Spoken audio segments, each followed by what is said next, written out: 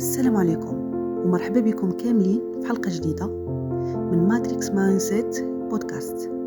معكم أسماء من ماتريكس جروب انترناسيونال. اليوم غادي نهضروا على واحد الموضوع حساس بزاف، موضوع كيحس أغلبية الناس بدون استثناء، ولكن قليل اللي كيهضر عليه بصدق.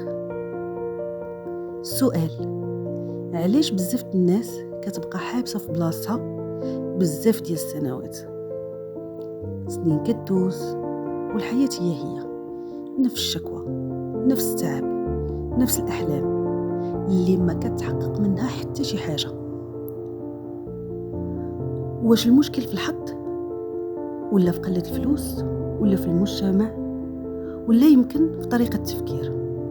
خليك معايا حتى الاخر. في هاد الحلقة غادي نقولوا لكم الحقيقة بدون تجميل، وغادي نعطيكم حلول واقعية ماشي تحفيز فارغ. خلينا نبداو بالواقع، واقع كتشوفوه كل نهار. ناس كتفيق في الصباح، كدير نفس الروتين، كتخرج لنفس الخدمة ولا نفس الوضعية، كتشكي من نفس المشاكل، كترجع تنعس وهي معصبة مقلقة ومحبطة.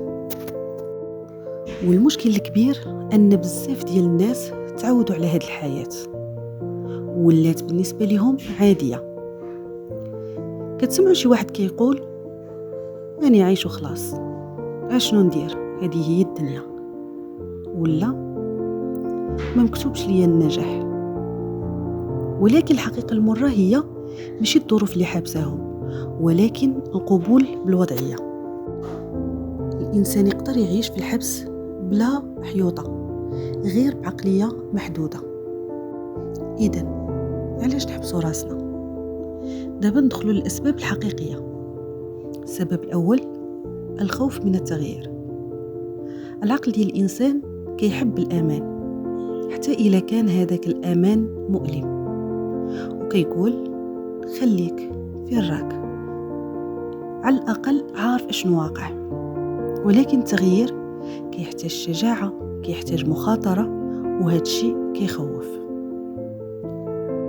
بزاف كيعرفوا أن حياتهم ماشي مزيانة، ولكن ما كيبدلوهاش، حيت الخوف من المجهول أقوى من هذاك الألم اللي هما متعودين عليه.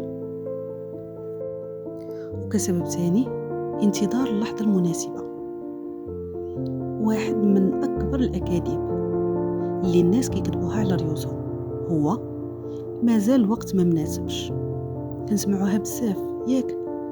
تنسمعوا مثلا ومن بعد، منين نوجد راسي، منين نكون واجد. ولكن خليني نقولها لك بوضوح، اللحظة المناسبة ما كايناش، كاين غير قرار، وكاين غير اليوم.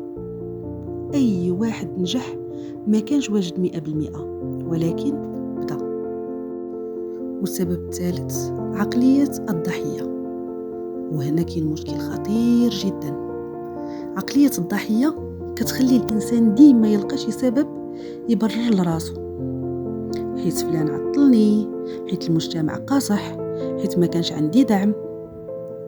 بصح كاين الناس اللي داروا ليك العرقالة، وكاينه ظروف اللي صعيبة، ولكن البقاء في دور الضحية كيحبس القوة ديالك، حيت إلا كنتي ضحية راك ديما محتاج شي حد ينقذك.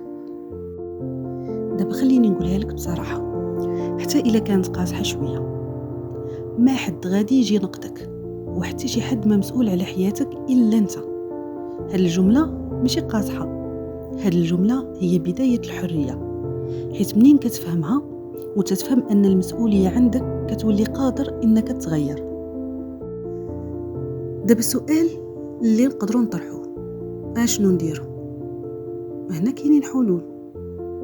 مثلا الحل الأول: قرر حتى وانت خايف، حيت الشجاعة ماشي هي انعدام الخوف، الشجاعة هي أنك تتحرك رغم الخوف ديالك. إلا تسنيتي الخوف يمشي عمره ما غيمشي.